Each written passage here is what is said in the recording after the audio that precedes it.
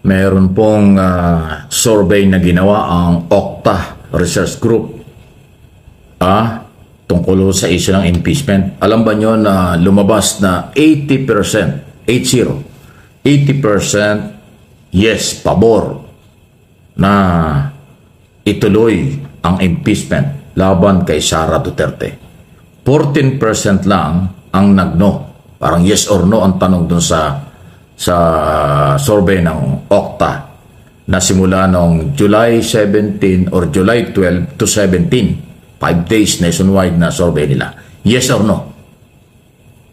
Ang sagot niyan, 80% ang nagsabing yes, dapat ituloy ang impeachment kay Sara. 14 lang. 14% lang ang no. So, ang laki po nun. Yan ay boses ng mamamayang Pilipino. Paano ngayon yan, Korte Suprema? Kung ang taong bayan pabor na isa lang sa trial para madinig ang kanyang depensa at pagkakataon namang magkaroon siya ng pagdepensa sa inyong sarili. Ang sabi ng Korte Suprema sa kanilang ruling, mali ang Kongreso dahil hindi binigyan ng pagkakataon si Sara Duterte na makasagot at may pagtanggol ang sarili. Kung itinuloy ang impeachment dito sa Senado, ito yung pagkakataon na may pagtatanggol na ang kanyang sarili, hindi ba? Ayun ang sabi ng Supreme Court. Hindi rin binigyan ng pagkakataon. Ngayon, kung itutuloy ang impeachment dahil pumapabor ang 80% ng mga Pilipino, yan yung pagkakataon para ipagtanggol ni Sara ang kanyang sarili sa graft in corruption, betrayal of public trust. Yan ay survey July 12 to 17 ngayong month na ito. Okta Research Group, respetadong organization, non-government organization na nag-survey. Mataas yun 80%. O ano yung masasabi niyan? Survey yan hindi sa akin galing yan. Okta ang nag-survey. Puntahan nyo yung website nila kung ayaw nyo maniwala. Pero maniniwala naman kayo siyempre, di ba? Okay? At dahil dyan, ito bang 80% na ito, baliwala? Hindi ba ito ipaglalaban ng mga senador, judges? Definitely, pinaglalaban ng Kongreso dahil hindi nga nila matanggap. Although kanilang respeto ang Supreme Court ruling, pero hindi nila matanggap na sila nagkamali o mali. Kaya nga magpapalit sila ng motion for consideration. So ang tanong sa mga 18 o 19 na senador led by Senate President Escudero, baliwala ba sa inyo ang 80% ng mga Pilipino nagsasabing yes, bigyan ng pagkakataon si Sara na ipagtanggol ang kanyang sarili, magkaroon ng impeachment trial? Yan po ang gusto nila. Kaya naman tayo ay nagtatanong. Okay? Senador Escudero, abogado, okay? At nakaintindihan mo. Ikaw dahilan kung bakit na-delay na umabot ng halos magkakalahating taon na, 6 months na pagdating ng August 5, eksakto, kalahating taong na-delay ang impeachment after matanggap mo ang article of impeachment mula sa Kongreso na wala yung kaagad-agad na trial. Iba yung interpretation mo. So, tinatanong natin. Definitely yung 5 minority, mga senador, si Soto, Lacson, Ligarda, Subire, at saka si Hontiveros, gusto nilang magkaroon ng trial.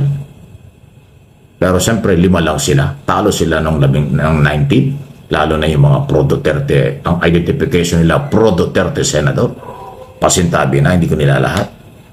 Mahirapan talaga. Numbers game ang kwentahan dyan. So, medyo mahirap talaga. Okay? Actually, meron pa pong nauna na mga survey dyan patungkol sa kung gugustuhin po ng ating mga kababayan na madinig ang side ni Sara Duterte or matuloy itong impeachment trial ni Sara Duterte sa Senado.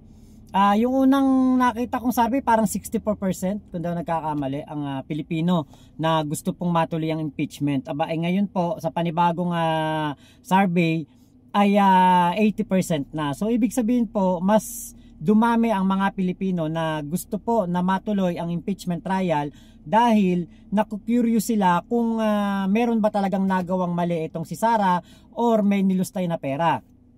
Naku-curious ang ating mga kababayan kung ito pong pera ng taong bayan ay nalagay ba talaga sa bulsa ng iilan. Katulad niyan, marami po sa ating mga kababayan na nagtatanong din kung totoo ba na naubos ni Sara Duterte ang 125 million in 11 days. Totoo ba na si Sara Duterte ay merong pananagutan sa kanyang pagmumura at kanyang pagbabanta sa ating Pangulong Bongbong Marcos, First Lady at sa ating House Speaker Martin Romualdez? Marami rin pong mga Pilipino ang gustong malaman kung sino si Mary Grace Piatos. Sino si Kokoy Villamin? Sino si Juan Miguel Owishi? Ito po kasi ang depensa ng mga DDS. Kaya nga daw tinawag na confidential funds dahil confidential. Hindi malaman kung sino ang hindi pwedeng malaman kung sino ang nakinabang, nabigyan or nabigyan ng reward. Ito po, tong confidential funds, ibig sabihin matagal na itong ginagamit ng mga Duterte para sa kanilang pansariling interes or para kumita, para makakickback, dahil nga po kahit doon sa Davao City ay meron po silang confidential funds na napakalaki na hindi pa rin po maipaliwanag kung saan po ito dinala. Ngayon, meron pong interview si Sara Duterte doon sa The Hague. At ewan ko, parang ang intindi yata ni Sara Duterte, binabasura na ang kanyang impeachment trial. Panoorin po ninyo to. Naging pakiramdam nyo na makadaw sa Supreme Court na lahat ng impeachment complaints sa inyo ay unconstitutional. Opo. Ang unang-una ko pong naramdaman ay maging thankful. Kaya po nagpapasalamat ako sa mga miyembro ng defense team dahil tinanggap nila yung kaso ko. Nagpapasalamat din po ako doon sa petitioners noong isang kaso kasi dalawa po yung kaso na inakyat sa Supreme Court dahil lumaban po sila sa persecution. At pangatlo pong pagpapasalamat ko ay doon po sa mga tao na nagsalita na hindi makatarungan yung kanilang ginagawa. At ang pang-apat po ay yung pagpapasalamat ko sa lahat ng mga magulang, kanilang mga anak, at sa mga ordinaryong mamamayan na tahimik lang pero nagdarasal talaga sila para sa akin at para ma-dismiss yung kaso. Napakalaking tulong nung pagsasalita ng ating mga kababayan at yung kanilang pagdarasal. Napakalaking tulong nun sa akin at sa aming opisina sa Office of the Vice President. Vice President Sara, tatakbo po ba kayo sa 2028? Marami nag-request. That is the question of the year, no? Pero sinabi ko na po noon na baka pwede pong bigyan ninyo ako hanggang December 2026. Napakalapit na po nun para po makapag-desisyon dahil kailangan po makikita natin kung nandiyan ba yung suporta ng ating mga kababayan at kung kakayanin ba natin awit yung kampanya at yung eleksyon. Alam nyo yung sagot dito ni Sara Duterte, parang showbiz na showbiz eh. Parang alam mo yung nanalo siya ng major award sa PAMAS. Diba kasi hindi na di-dismiss ang iyong impeachment trial. At sa lumabas na survey, 80% ng mga Pilipino ay gustong-gusto na ikaw ay matuloy ang iyong impeachment trial. 80% ng mga Pilipino. Kaya sino pinapasalamatan ni Sara na mga magulang, mga anak daw na nagdarasal para sa kanya para ito po ay itong kanyang kaso daw ay madismiss. Ako sa palagay ko parang mali ang interpretasyon ni Sara Duterte o mali ang kanyang pagkakaintindi doon sa sinasabing unconstitutional ang impeachment trial o impeachment complaint ni Sara Duterte nilabas ng Supreme Court. Buti sana maniwala pa ako kung ang Supreme Court justices kahit isa walang inappoint si Digong dyan. Maniwala ako na patas, maniniwala ako na okay ang kanilang kumbaga okay ang kanilang ginawang paglilitis o pagdinig o pagbibigay ng kanilang judgment dito sa impeachment ni Sara Duterte kung walang appointed ni Digong diyan. Yun, maniwala pa ako. Pero yung ganyan, na karamihan ng justices ng Supreme Court ay appointed ni Digong, alam ko at sigurado tayo na merong nangyaring hindi maganda diyan. Actually, nakita ko nitong bago ko mag-vlog, kinasuhan si Larry Gadon, yung mga constitutionalists at yung mga ibang media, ewan ko kasi yung mga kinasuhan ni Torion ba o nitong hindi si Torion yung abogado rin ni Kibulok yun Kinasuhan nila yung mga tao na kumwestiyon sa ginawa ng Supreme Court. Actually, ka-questionable naman talaga. Sobrang questionable ang ginawa ng Supreme Court na pagdedesisyon. Dahil nga po, etong inilabas nila na pahayag na unconstitutional ang nangyari na impeachment complaint kay Sara Duterte, alam natin na yan ay isang malaking kagaguhan. At yan po ay talagang na-impluwensyahan lamang dahil nga po etong si Digong ang appointee o nag-appoint dito sa mga justices na ito. Ewan ko lang kung bakit ganun ang pagtingin ni Sara. Hindi naman binabasura ang kanyang impeachment complaint, hindi naman pinapahinto, walang TRO ang kanyang impeachment trial, at isa pa, tuloy pa rin naman ang impeachment trial. Kung hindi man matuloy ngayong 20th Congress at hindi man matuloy ngayong taon na ito, mayroon pa rin silang pagkakataon yung mga impeachment complainant na makapagsampa ulit ng kanilang impeachment complaint after February 5 or February 6, 2026. So walang dapat ipagpasalamat si Sara dito. Yung sinasabi ni Sara na itong impeachment trial niya ay kumbaga parang pamumulitika lamang talaga at paninira lamang sa kanya. Sinabi ba ng Supreme Court yun? Wala namang wala namang sinabing Supreme Court na ito'y pure politically motivated. Wala namang sinabing ganyan ng impeach ang Supreme Court. Ang sabi lang unconstitutional, pero pwede pa ulit itong ipagpatuloy sa isang taon. Banda yung persecution na sinasabi ni Sara Duterte. Wala namang nagpe-persecute sa kanya at lahat naman ng impeachment complaint ay meron pong mga ebidensya na hawak ang mga complainant. Diba? Buti sana kung puro out of nowhere, bigla na lang nagkaroon siya ng impeachment complaint. Hindi. Merong kino-question na budget na hindi maipaliwanag kung saan napunta. 125 million in 11 days, inubos ng walang kapararakan. 625 million plug by COA, kino-question ng COA. At itong pagmumura niya, pagbabanta sa buhay ng ating Pangulong Bongbong Marcos. Diba? Napakaraming ebidensya at nasa social media ang karamihan ng mga ebidensya. So anong persecution doon? Gumawa ka ng katarantaduhan, nagsalita ka ng hindi maganda laban sa Pangulo, nagbanta ka sa buhay ng mga tao, tapos sasabihin mo persecution?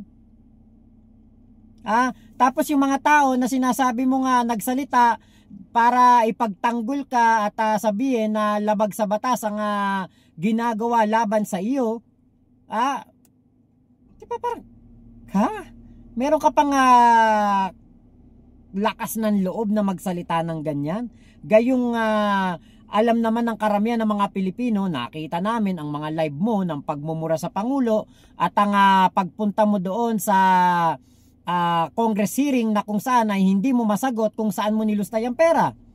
Siyempre karamihan sa amin, ang gusto namin malaman kung saan mo nilustay ang pera ng taong bayan. Ewan ko nga kung sino yung pinapasalamatan niyang magulang at mga anak na sumusuporta daw sa kanya, gayong 80% ng mga Pilipino ay gustong malaman ang ginawa mo sa pera ng taong bayan. Diba? Ewan natin dito kay Sara, parang alam mo yung pamas na pamas, parang ang kanyang pasasalamat parang showbiz na showbiz. Yung kanyang pagbibigay ng reaksyon sa ginawa ng Supreme Court, akala mo tumanggap ng major award talaga to sa Metro Manila Film Festival Eto, katulad niyan, etong si Attorney Larry Gadon, nagsalita patungkol dito sa kanyang, kumbaga, kanyang saloobin patungkol dito sa ginawa ng Supreme Court. Alam nyo, may punto si Larry Gadon. Halata kasi na itong Supreme Court is just siding with Sara. Ako nga, dinisbar ako for a much lesser offense. Samantalang si Sara katakot-takot na pagmumura, katakot-takot na pagbabanta, ng pagpatay ang ginawa niya, hindi siya dinidisbar. So ang Supreme Court talaga, tuta ng Duterte. Hindi natin masisisi si Larry Gadon kung maging emosyonal sa kanyang pahayag na yan dahil totoo naman. Diba? Totoo naman na talagang nakikita natin at nase-sense natin. Kumbaga, yun nga kanina kasi sinabi ko, kung hindi mga appointee ni Digong etong mga justices, karamihan ng justices sa Supreme Court, baka maniwala pa tayo na tama ang kanilang ginawang pagbibigay ng opinion patungkol sa impeachment trial ni Sara Duterte. Pero dahil nga po, ito yung mga appointee ni Digong, syempre medyo hindi convincing ang kanilang ginawang pagdedesisyon dahil nga po alam natin na tama lang naman ang sinasabi o ang ginawang impeachment complaint process at pagpapile, tama lang naman ang ginawa at marami po ang nagpapatunay niyan. Kahit itong si dating retired Justice Renato Carpio, sinabi niya na may mali sa ginawang pagdedesisyon ng Supreme Court. Ngayon, kanino tayo magrereklamo? Wala naman tayong aapelahan. Wala naman tayong pwedeng pagreklamuhan dahil nga po ang Supreme Court ang pinakamataas na pagpapasya dito sa ating bansa. Pero hindi nila pwedeng utusan o hindi nila pwedeng sabihan ang Senado na huwag ituloy ang paglilitis o ikansela ang impeachment trial ni Sara Duterte. Kaya nga wala silang TRO na nilalabas. Diba? So, kanino tayo kukuha ngayon ng apela? Yung motion for reconsideration, ewan ko kung gagawin niya ng Kongreso. Kung mayroon bang silang plano na labanan ng ang pahayag na ito ng Supreme Court. Diba? Kasi alam niyo po, parang sa akin, kung hindi man matuloy ngayong taon na ito ang impeachment trial, kung mapagdesisyonan ng mga senador na huwag na lang itong ituloy, wala tayong magagawa dahil karamihan din po naman ng mga senador ngayon sa Senado ay mga maka-Duterte. Diba? 5 lang naman yung nasa minority na gusto nilang ituloy ang impeachment trial. 4 lang pala kasi si Zubiri gustong ipahinto na rin ang impeachment trial So si Soto, si Risa Ontivero, si Lacson at si Legarda yata, kung daw nagkakamali. Sila pong 4 lang ang nagnanais na ituloy ang impeachment trial. Si Joel Villanueva, sabi niya dapat daw ituloy ang impeachment trial pero diskumpiyado tayo kung yun ba talaga ang kanyang tunay na saloobin. Dahil nga po nakikita natin nung mga unang araw naman ng impeachment proceedings at nag-convene ng Senado, merong parang meron siyang tinuturo kay Amy Marcos, di ba? Kaya alam nyo, eto napakagulo po talaga ng politika dito sa ating bansa. Pinapagulo ng mga Duterte. Ayaw kasi ng mga pro-Duterte at ng mga DDS at ng mga senators at ng mga kongresista na pabor sa mga Duterte na mapagbayad si Sara Duterte sa kanyang mga kasalanan. Tama si Larry Gadon. Bakit hindi nadidisbar si Sara Duterte gayong mas masasaklap at mas matindi pa ang mga ginawa nitong offense laban kay PBBM?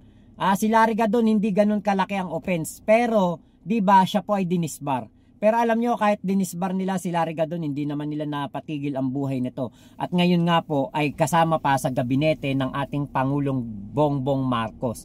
Di ba patuloy na naglilingkod sa bayan. Kaya po abangan pa natin, bantayan natin kung ano po ang mga magiging susunod pa na mga issue dito po sa impeachment trial ni Sara Duterte dahil tayo pong lahat 80% na mga Pilipino gusto natin na malaman kung ano ang katotohanan sa ginawang paglulustay ng pera ni Sara Poset. So yun lamang po. Maraming salamat sa pagsama nyo dito sa aking vlog na ito. Ingat po kayo. Thank you Sir Mike Abe sa inyo pong video na aking nireaksyonan. Mike Abe Opinions at MA Pinoy TV dito po sa YouTube. Mama Chup Chup, love you, love you. God bless us all Pilipinas. God first. Salamat po.